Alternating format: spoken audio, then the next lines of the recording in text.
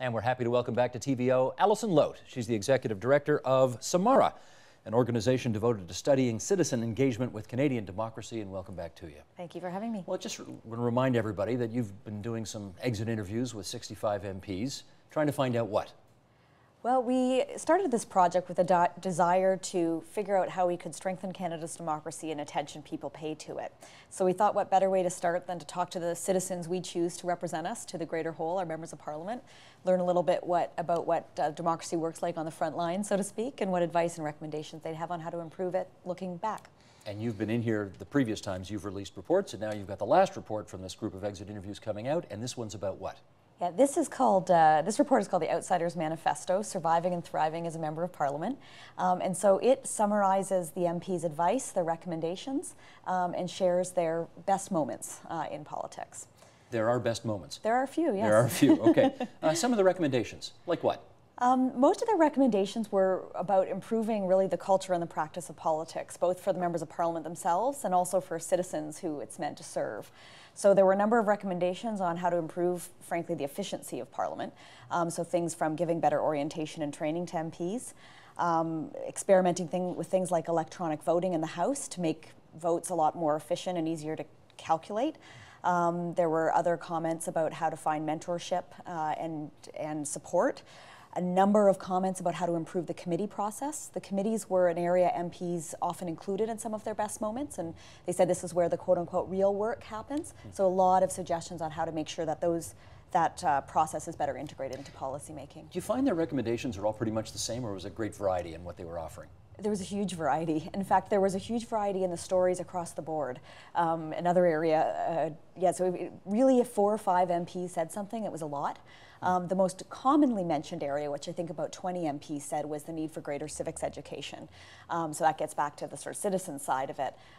Recognition that they said, our job is hard because we do a pretty crummy job as a country in teaching people about how politics work and why it matters from the get-go. How can people who get elected not have the basics on civics?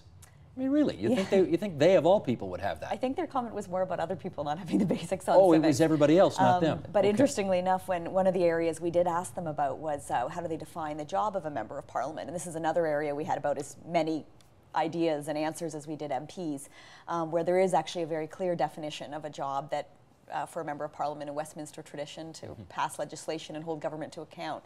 But instead, there's a much wider variety of how, at least the members of Parliament define that job. So. And again, trying to make government more efficient.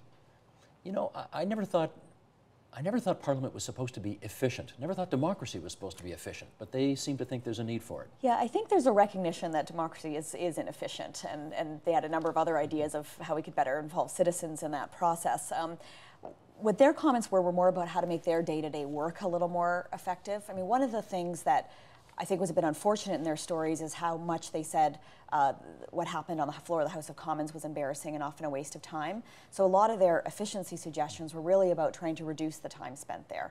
So electronic voting, rather than standing up and sitting down multiple times, let's just punch a number and we can go home earlier type of, or get back to our real work, so to speak. Journalists and think tanks and, of course, universities, colleges also do studies on how to make Parliament more efficient or how to bring some of these reforms in that the MPs have been talking about. But they often don't mention the same things that the MPs mention. Yeah. Why do you think there's that disconnect? It was a very striking observation we had that their comments bore very little resemblance to what, at least I often hear pundits or academics talking about, which is, I think, why this project has been so interesting, at least for me and hopefully for your viewers as well, because it exposes a side of politics we don't actually really truly hear from very much. So what the MPs really were saying is, we don't need, massive institutional reforms. We need small evolutions and changes in the way that we involve citizens in the daily work of politics.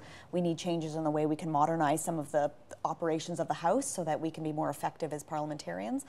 So they were much more smaller changes rather than some silver bullet solution. So MPs believe politics has a, quote, people problem. What does that mean? Yeah, well, this is how we kind of termed the combination of just the way I think at least some of them felt they were treated as parliamentarians, but also the way that politics treats citizens who try to engage in it. So a bunch of the recommendations, again, were almost, how can the almost politics has a management problem is another way we said it. You know, are there ways that we as individual parliamentarians can better bring the voices of our citizens through the committee process or into caucus, for example, so that they're, you know, I think what they're really trying to say is we understand there's a disconnect between citizens and what's happening in Ottawa, and it's actually not as easy to fix as we might have liked it to be, and we need a much more concerted effort on that rather than, you know, a larger institutional change. Now, all these people that you were interviewing from all political parties, presumably, right? And yes. They'd all served during minority government years when things were particularly fractious, particularly partisan. Is there any reason to suspect that things will actually be calmer and saner now that there's a majority government in place for the first time since, what, 2000, I guess? We asked the members of parliament how they thought a minority situation it would influence their answers, and they were split down the middle. Huh. Half thought these are, you know, the minority is irrelevant to the issues we're bringing up. Half said, yeah, you know, it would be better if there was a minority. It might be a little bit. It might be a little bit better. So they're divided on that one. So I guess we'll have to watch and see. Okay, change the culture. You hear that all the time. Give me a good idea that they came up with for changing the culture of the place. Yeah, this there was actually a lot of frustration for us in these interviews, in the sense that there was a lot of consistency on what the problem was, particularly with question period, and a lot less on what the solutions were. Just a couple of small things, though, that came up. One MP suggested changing parliamentary privilege rules for question period. So right now, parliamentarians can get away with saying a lot of things because of the privilege of Parliament, and they thought if we actually tightened that and restricted a little bit what was permissible to be said on the House, we might see a better quality of discourse. I don't know if people know that, but you can libel, slander people on the floor of the House of Commons that you certainly could not say outside the House. Precisely. They want that tightened up. So that was one suggestion. But again, a lot of them realized that, you know, it took us a long time to get here, and it's going to take a long time to turn this around, and so that's why I think the civics education was such a big emphasis. Did you read Andrew Potter in the Ottawa Citizen? I sure did. I bet you did. Okay, let me share some of his words with our wider audience here. The reasonable conclusion to draw from Samara's work is that the House of Commons is populated almost entirely by political forest gumps. People who fell into politics by accident, had no idea why they went into Ottawa or what to do once they got there, and spent their entire time in Parliament feeling like they were on the outside looking in. Quote, "It's shocking to think that most of these 65 MPs who worked in Parliament for, on average, over a decade, 1/3 of whom served in cabinet posts, still describe themselves as powerless and outside the system," the report says. How must this language make those citizens who are truly marginalized and outside traditional power structures feel? Shocking, yes, and to the extent that we can take these interviews at face value, pretty disturbing. Now, he does make a point that's worth following up on here, which is, I mean, these are people who are, frankly, there's 308 of them in a country of 33 million. They are just by very definition and nature elites. And yet they don't feel that way, many of them. Yeah, there was. How is that? Well, there was a persistence of this outsider narrative across these interviews. From, you know, many of them said, "I never planned to run. It was something I fell into by accident." Continual distancing them from themselves, from their political party, and from Parliament. One of their most consistent pieces of advice to incoming MPs is to stay clear of the Ottawa bubble and true to yourself. So across the board, just a real outsider narrative. So in sort of parsing this and thinking about this after writing all these reports, there's a piece of it that's true. We actually have a greater diversity in our parliamentarians than we commonly realize. So, you know, Jean Augustine is a great example. She grew up in Jamaica. I mean, she never planned to run for Parliament. She didn't even live here. So she didn't plan to leave either. Yeah, no, that's true. That's also true. So there's a bit of this that's true, but we at Samara, we're also very concerned about it because, you know, it's for I guess two big reasons. One is, if the work of Parliament isn't working for the very people sitting inside of it, and they're cautious or not grabbing that bull by the horns, whose job is it to improve that? Because you'd think we elect parliamentarians for that, and if they're saying, no, then you do worry about who's steering the ship. I wonder, though, whether, you know, whether some of the people you talk to realize that to the rest of Canada, these are people who make six-figure incomes. Some of them will have parliamentary pensions that are quite nice. Mm-hmm. They're on jets flying all over the country all the time. They've got staff to sort of organize their life for them. You know, they do get to do some pretty cool stuff a lot of the time. Does it not sound a bit, did they not think it sounded a bit precious that they were saying, "I feel like such an outsider here"? Yeah, well, I think that touches on the second and bigger issue, which is how does this reflect politics in the eyes of the public? Because as Andrew said in his column, and we say in our report, if they feel like they're outsiders, well, the rest of the rest of us feel who legitimately are outside these structures. I think what they're really reflecting is the fact that they know Canadians feel distance from their politics, and they are trying to identify with that. But to me, it begs the question, who's taking responsibility for addressing this? So I hope, anyway, this report raises the fact that this narrative is quite persistent. I mean, cabinet ministers said it as much as people who'd served on the backbench for 18 months. So as we say, it may be time for politicians to embrace the ambition and the excitement that can come with that role in the service of all Canadians. I know, very but let's try to push the envelope a little bit. Of the 65, what percentage voluntarily left Parliament, and what percentage were volunteered to leave by the public?